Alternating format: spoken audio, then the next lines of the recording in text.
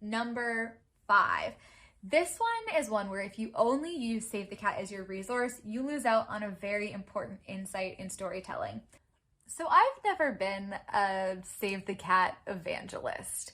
I have a bunch of reviews of my takes on Save the Cat writes a novel, Save the Cat writes a young adult novel, etc.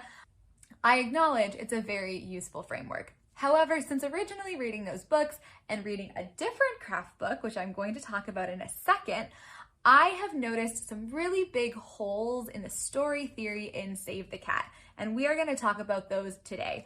5 issues with Save the Cat. I'm Nicole Wilbur, and this is where I think out loud about story. Now, I want to caveat this by saying I still think Save the Cat is an incredibly useful framework, right? Everybody knows Save the Cat. Next to Hero's Journey, it is the most widespread story theory, and therefore reading it and understanding it is crucial for being able to engage in conversations like these where we're talking about story. These beats, when we say opening image and theme stated and bad guys close in, etc., really important, I think, for all storytellers to know, if just to know what everybody else in the community is talking about.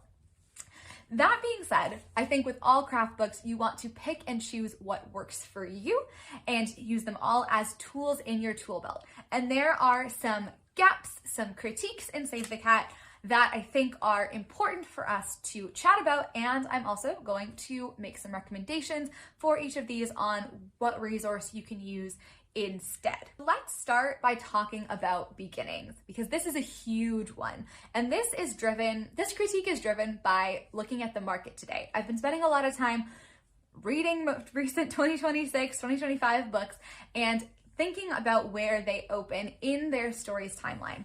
And the truth is that readers are not waiting around anymore until 10% to get to the catalyst. I'll try to put an image of what Save the Cat suggests up here. They have the story starting at 10%.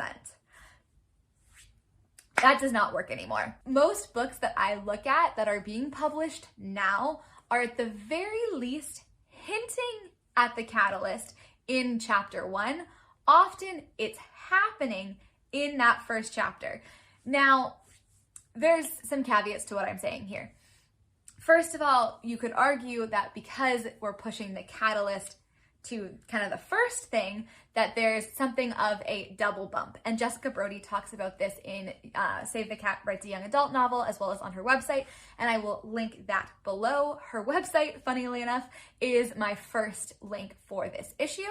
So typically, it seems it's like you have the story starting as soon as humanly possible, and then you often have a decision by the protagonist to enter the ordinary world, like their first big agentic, like I am taking agency of my life decision, is where the catalyst would usually be. So that's kind of differentiating that catalyst beat into story starting and protagonist choosing. A great example of that is Project Hail Mary. If you don't know, you should go see that movie. It's so good, and read the book. I'm reading the book right now.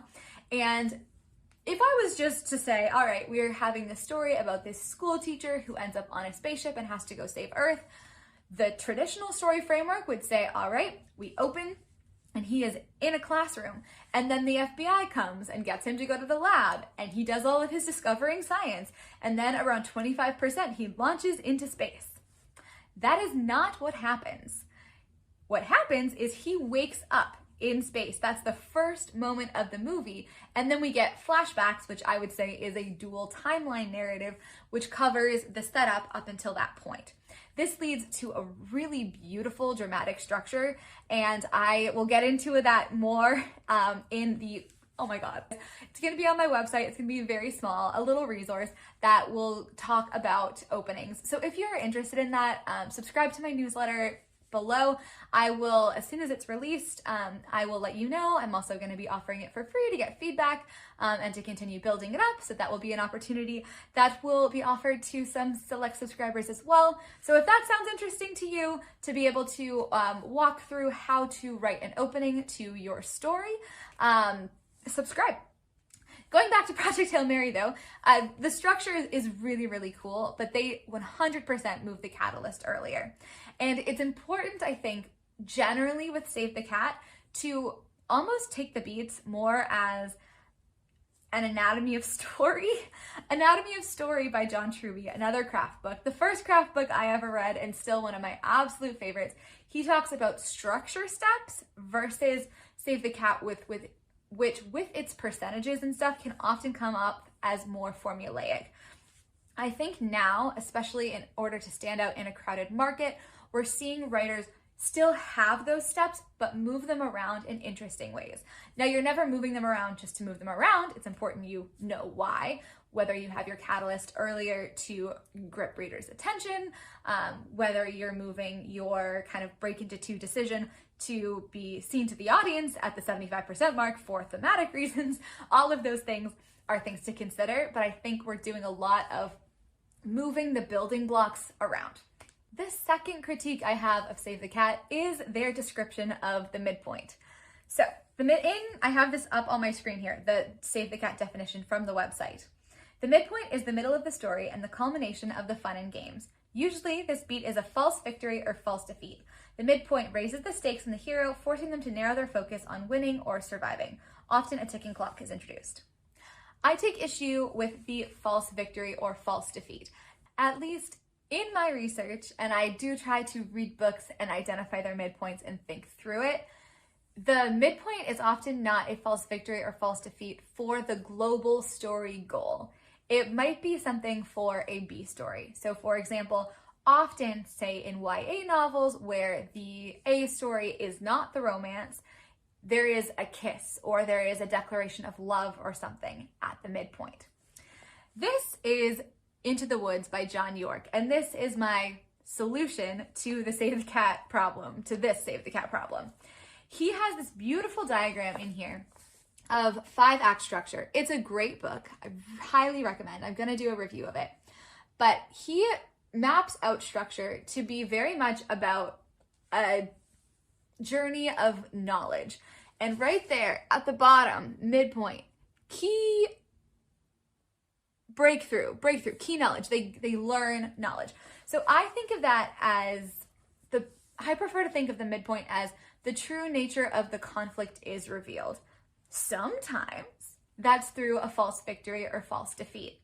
And perhaps it's meant to be a little bit more abstract than the false victory or false defeat of the story goal. It's often a little smaller than that. It's often a sub goal. It's often a B plot. And sometimes it's not even in a huge action. It's usually a piece of information. Now, this I find very important because if you look at Anatomy of Story, one of the steps is apparent defeat. And I think, or apparent victory, depending on the type of character arc you're doing. And that apparent victory and apparent defeat could actually go anywhere in your story. So saying that the midpoint is often that point, I think can be a little bit limiting.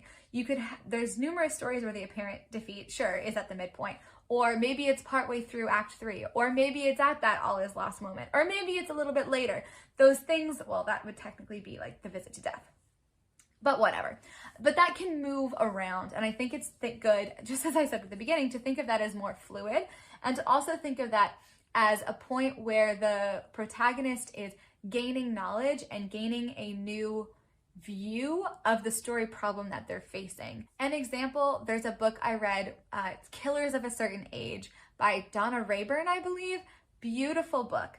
In it, there's these assassins, they're elderly, they're on vacation, it's kind of their last hurrah, they realize they're getting attacked, and then it's at the midpoint that they realize that it's the agency, the assassin agency that they used to work for that's trying to kill them. That's often when the true antagonist is revealed, or an underlying or new motivation is brought in, like the love interest being the reason you're pursuing the story goal. Number 3, you can see I've done a lot of prep for this video. It's all on a nice sticky note. Number 3 is theme stated. I still don't like it. I think it's so stupid. Because Maybe it's just the name. Maybe it's just me. The whole point of storytelling, especially in film, which Save the Cat was developed for, is showing and not telling. So yes, in stating the theme is usually what the protagonist is learning, to simplify it, right? The protagonist has to have not learned the theme, and so we have to see them not learning this theme.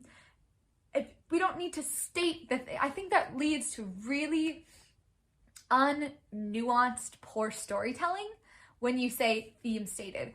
I would call it a characteristic moment or a before moment. You need the character early on to make a decision or take an action that illustrates their current position on the character arc. Maybe there is already a hint of an attack by ally, kind of critiquing how they're living. It should be obvious that they have problems in their life, but you don't need to state the theme. I really do think that that should be thought of instead as a demonstration of where they are on the character arc.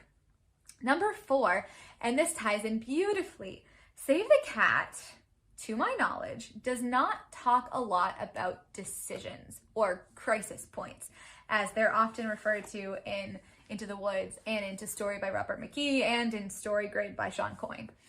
A lot of story gurus like to use crisis, but it just means the person makes a decision. It's not that hard. Anyways, yeah. Decisions, I think, are the undersung, underappreciated heroes of storytelling.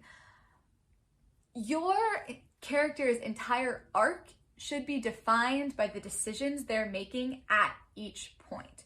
And you could argue that every act, say, should have a point where the character is making at least one, or really there should be kind of like 2 points, where the character is making a really strong, impactful decision. So you have your plot built around those decisions, and then the character arc is determined by what they're deciding. In writing, even better, you can show characters evolving by having their interiority around why they're making a decision. So initially, it's their old ways. They make a decision without thinking a lot. This is how they always do it. Maybe as you go forward, they start questioning themselves. They do the same ultimate outcome, but there's some interiority that's like, maybe this is the wrong thing. And then at the end, you show their thinking towards making the new decision and thus documenting and proving that they have changed and learned the theme. For example, you could call a lot of the beats, or you could call out a lot of the beats in Save the Cat in terms of what decision the protagonist should be making. So for example, you could say that the catalyst is, or the inciting incident is, the first important choice the protagonist makes in any story. Hi, I'm editing, obviously. Break into 2 is a decision. Break into 3 is a decision. Dig down deep as part of the 5 points finale is a decision, and is often what John Truby might call the moral decision, where the character kind of makes their final moral decision. Anyways, all of these beats, and within the fun and games, you'll have lots of little mini decisions and etc. Many of these beats map to crisis points. If you want to read more about character crisis points, I recommend StoryGrid. I'll put a link to one of their blogs here. And finally, number 5. This one is one where if you only use Save the Cat as your resource, you lose out on a very important insight in storytelling. And that is fractal design. The Save the Cat beats are not fractal. So fractal is, just to give you this definition, a curve or geometric figure where each part has the same statistical character as the whole. Does that make sense? I'll try to put an image up here. But it's basically where you have the whole thing is made up of parts that are made up of the same. Let me just explain it. So this comes from StoryGrid. It also comes from Into the Woods by John Yorke, which is, again, a great book. And they talk about how every story has an inciting incident, a crisis, climax, and resolution. Now this is a very, very confusing vocabulary, but this is kind of encapsulated in Freytag's pyramid, which has been around since the 1860s.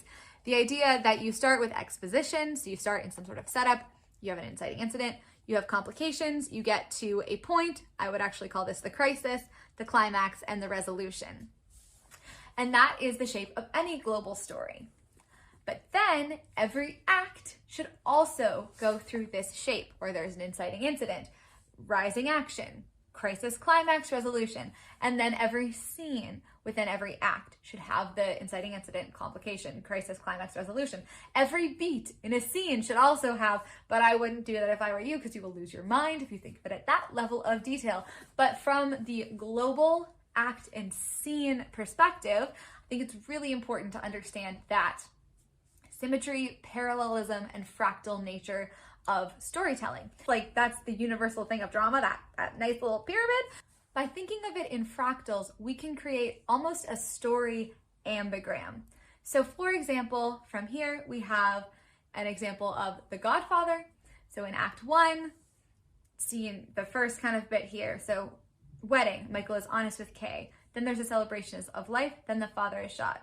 Act 5, traitor is revealed. Orgy of death. Then funeral, Michael lies to Kay.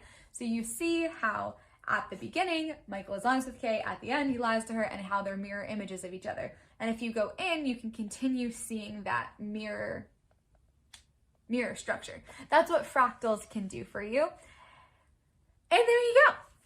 Those are my 5 issues with Save the Cat. I would love to hear, what do you like about it? What do you not like about it? What have you learned elsewhere that you think is a very useful tool for someone who's only read Save the Cat to know and to follow? I'm Nicole Wilbur. I'm a writer. If you like this video, give it a big thumbs up. You can also subscribe below to my YouTube and to my Substack, where I share behind the scenes of my writing journey and I talk all about story. Thank you so much for watching, and I will see you next time.